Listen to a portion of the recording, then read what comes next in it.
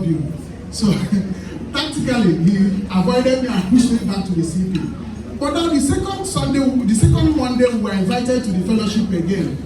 We came. In fact, the most interesting happened. We were given meat pie and mineral. I remember drinking Sprite that fellowship. And I went back and announced that, look, every Monday, this is where I will belong. So at least I am sure that I will have a meat pie and a bottle of mineral. That was our meal ticket and our means of survival. But then, coming closer, I got to realize who truly I am and what God has in store for me. And He began to bless me. From my Father in New Heaven, you know, we have a Father in heaven and a Father in New Heaven. This is our Father in New Heaven. So that time I was coming, He would say that my slippers were not looking alike. And truly, I wasn't looking like anything. But when we kept coming by association, the testimonies that were coming from this place, I eventually got a job. It was little, but God grew it. And before I left Enugu, I rose to become the regional manager of Nigerian Police Pensions, Southeast. But before then, He had accommodated and accepted me in the fellowship as though I was somebody. Was using me or assigning me responsibilities. The fellowship became interesting. I met people, I made good friends, and it was worthwhile. In the fellowship, I found my wife. I got married here.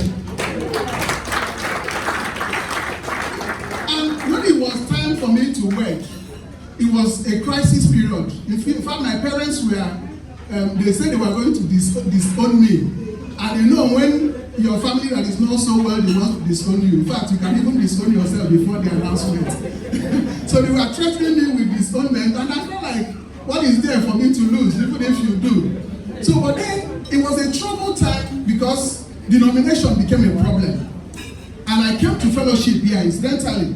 Professor Marire was the one who was testifying that particular day. And he shared how he got married. And wedding was a problem because families disagreed on which church where they should wed and all that. So when he shared his story, how he wedded in the Anglican, wedded in the Catholic, wedded this, I said, God, I thank you.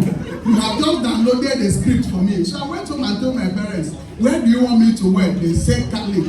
My in-laws, where do you want me to wed? They said they were in Pentecostal. I said fine. So I took 1 week and wedded in the courts, did traditional. Came back and wedded in the Catholic, wedded in the Winners, wedded everywhere they wanted me to wed. And after that wedding, I just called them for a reception, and all of us gathered to one place and we married for that wedding. That marriage has been blessed for 15 years with children. Praise the Lord. Now, the one that interests me most is my living Enugu.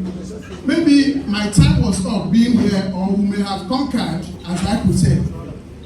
It was time to leave, and God orchestrated it using some people who came in the form of enemies and, you know, office politics and all of those. They now transferred me to Abuja, and I came back to the house. I knelt down here, and the fellowship prayed for me. It was so emotional. I felt so bad that I was leaving. But before I stood up here leaving, I got a word. Do not be afraid. Do not, there are 3 languages used, but all of them were just more like, do not fear. I got home, and by morning that I was to leave, I got a call. I learned that you have been transferred. You're going to Abuja. Where do you want to stay? I said, I don't have any place. I hope to be in the hotel. He said, no. I have a house that I have not used for the past 2 years. I want you to move into that place.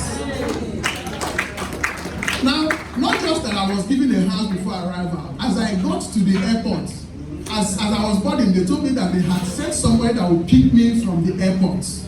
And the person took me to the house that was already cleaned and fixed. I moved into that place and I stayed for 1 year free. Praise the Lord. And when I tell the story, I don't say that was the triumphant entry of Kelechi into Abuja. Because God made everything. And those people who said, bring me for killing, when I got to the office, in less than 3 months, they saw my person and changed their perspective. It was favor upon favor. In fact, somebody will say that without you, what would I have done? In fact, it was God that brought you to this place. But finally, when that 1 year elapsed, God gave me my own address in Abuja. It is just an address. I don't know if it's an empty land or not completed building, but it's an address. So I want to thank God for having made ways for me.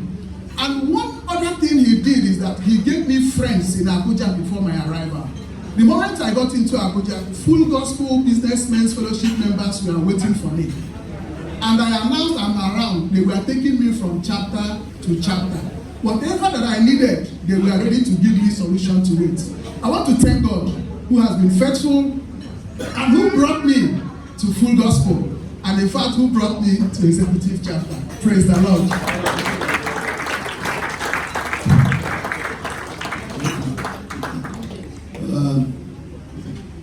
It is good to listen, because when he was coming here, also know as secondary answer.